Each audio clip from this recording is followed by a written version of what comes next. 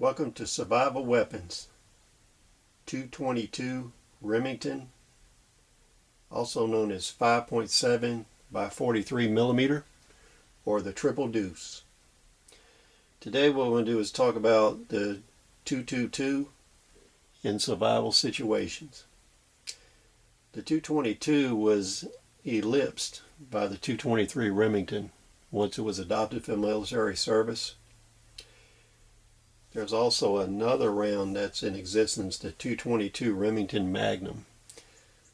We don't want to use the 222 Remington Magnum in survival situations because it was so eclipsed by the 223 that it's very difficult to find weapons and ammunition for it. So what we're going to concentrate on is the more popular and common 222 Remington. In the United States, the round is in production. Weapons are not being produced in very high numbers. In Europe and the rest of the world, the weapon is very popular and still in production. You can take a lot of 222 Remington weapons and rechamber them for 223 Remington if that's something you need to do at a later date. But what we want to do is look at several niches where the 222 Remington would make sense for us. There are a lot of real high quality bolt action and single shot and combination guns available for the 222 Remington that would serve very well in an ag operation or for food procurement. The 222 round is excellent for controlling predators if you have a livestock operation. It is also a close range deer weapon if you only take perfect shots. A lot of people are overconfident with it. It's not an ideal big game cartridge. In Europe it is used as a deer round, but in Europe a lot of the deer are much smaller than they are in the United States, so it's not recommended for that purpose. The 222 Remington and the 223 Remington, you'll notice the velocity figures are very close.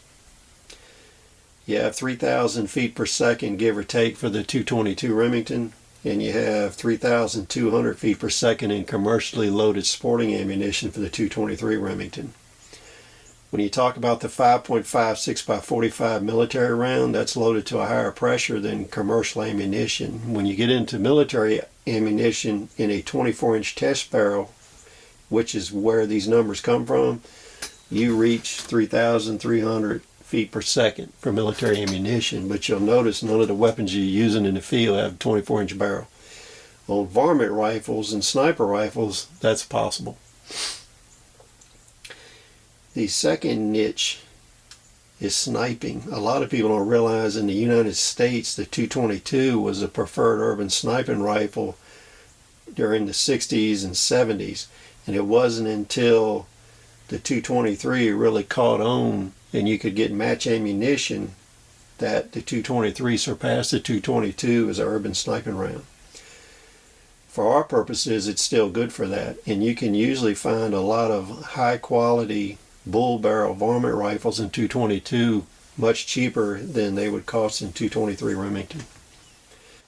The third and one of the most important uses of this round is in countries where you're not allowed to have military calibers.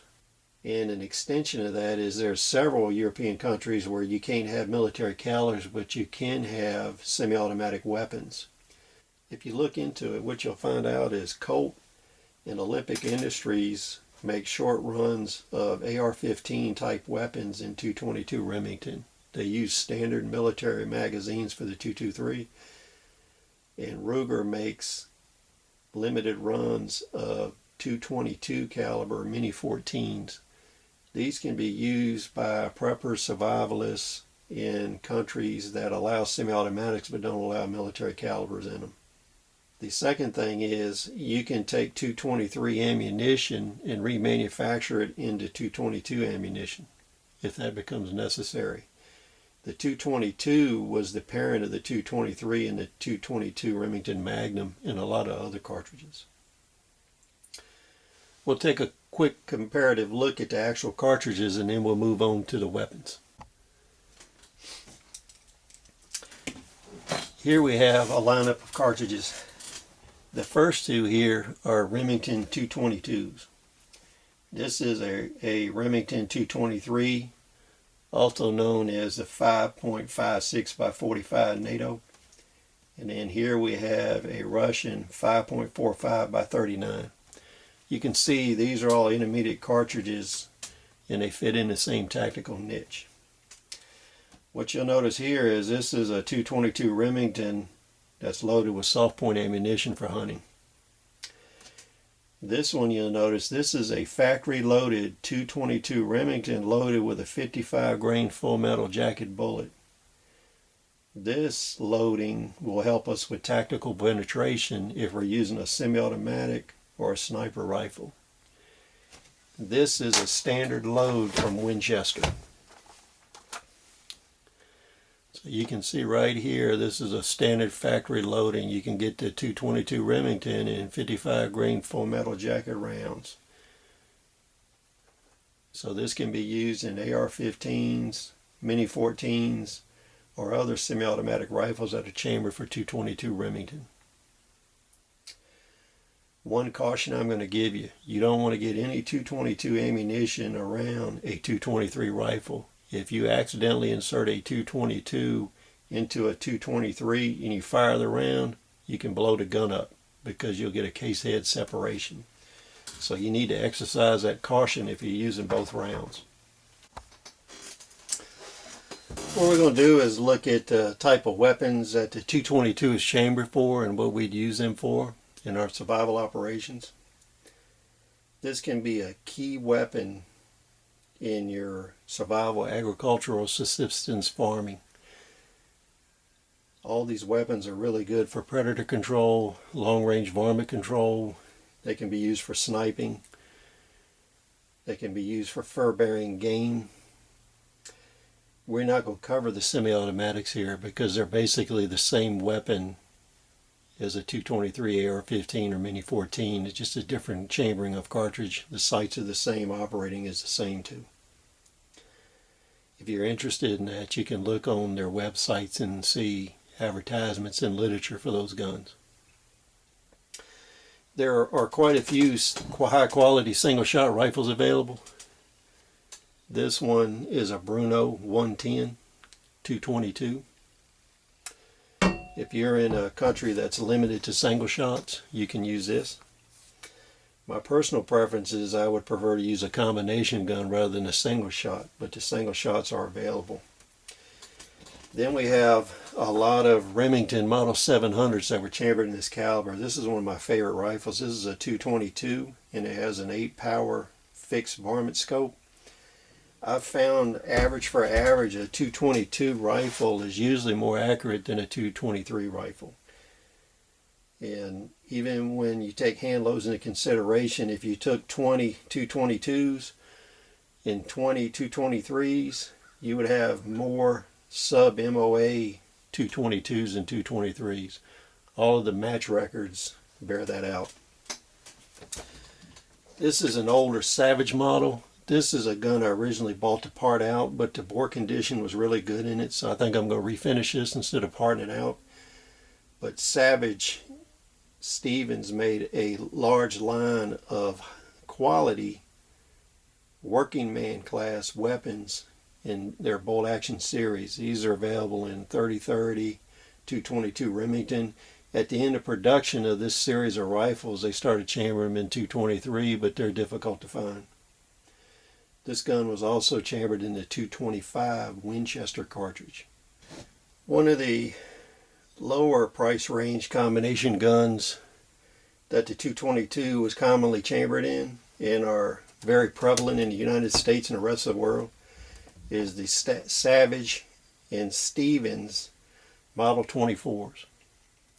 This is an example here. It's a combination gun. It's a 222 Remington over a 20 gauge shotgun. This earlier model, you have to use a screwdriver to take it down. That's one feature I don't like about it. I like to have these kind of guns where I can take them down without tools. Some of the earlier Model 24s, you could do that. When you're looking at purchasing Stevens Model 24s, what you need to keep in mind is they produced these for 80 years. And what they did is they would change designs but not change the model number. So there's all kinds of variations of this gun, different calibers, different styles. So you have to be very careful when you're ordering parts or you're looking at guns to make sure you know what you're getting. There's huge amounts of these. They're high quality. They have some lower cost features that you wouldn't find in European guns, but these give you excellent service. Now you'll see that this version has a tang actuated brake open, and the selector for the barrel is here on the hammer. There's a lot of variations in the selector and in the tang control for opening and breaking the gun. This is an earlier model Savage. This one is chambered in 22 long rifle and 20 gauge shotgun, but what I'm doing is showing you the brake levers mounted on the side here. This one has a top mounted selector for the barrels. You'll see variations of this where it's mounted on the right side, the left side, or the tang, depending on what model 24 you're looking at. Then you'll see variations. The most common variation of selector is in the hammer up here, but you will have ones that are sliding, that they slide up and down here on the side. The sliding ones are very difficult to find parts for.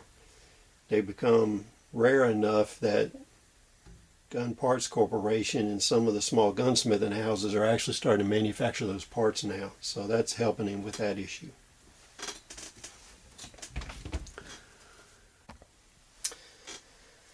I collect and have a lot of European combination guns. I find them very useful to my endeavors. They're extremely useful in survival farming and subsistence farming. What we got here is two Tikka models. In the United States, it's difficult to get information on a lot of the early Tikka produced combination guns. There's a lot of different models of them, and they don't specifically mark the model designation on the gun. This is an earlier version in 222, and it has a 12 gauge barrel on top. That's one reason I like the Tikka and the Valmet guns better than the Stevens, is you get a 12 gauge barrel rather than the 20. I think that brings more versatility to the system, the weapon system. Now you'll notice here, this one has a rounded top receiver. It's hammer cocked. You have fold down, fold up sights, scope mounts. The only thing I would say was really unnecessary on this gun, all these models of Tikkas have muzzle brakes. In the 22 caliber centerfire rifles, I don't really see any need for that. If you got up into a 7mm and 8mm, I could see putting it on there. But they all use that as a barrel mount, so you're going to have that. That is kind of a pain in the butt to clean all the time, but it's worth it for these rifles. This one, the selector system is right here, and it's a push button that goes up and down to select your barrels. This model, you have to unscrew it here to take the gun down. It's not a quick takedown model. I have another example here of a Tikka. I like this one a little better. I think this is a model 77, but I'm not sure the designation. This one has the same proprietary scope mount assembly, so you can put a scope on it if you want. It has a little bit different selector here. Goes up and down. But the feature I like of this best is on the end here you have a little lever. So this gun is a quick takedown gun. You can take it down, you can strap it to your pack, you can put it in your truck.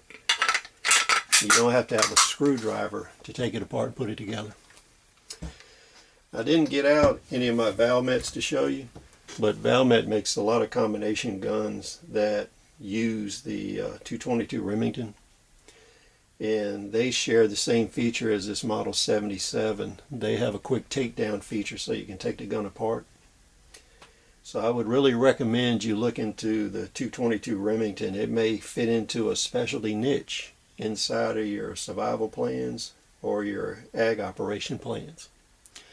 So if you have any questions or comments, please put them below, and we'll see you on the next video.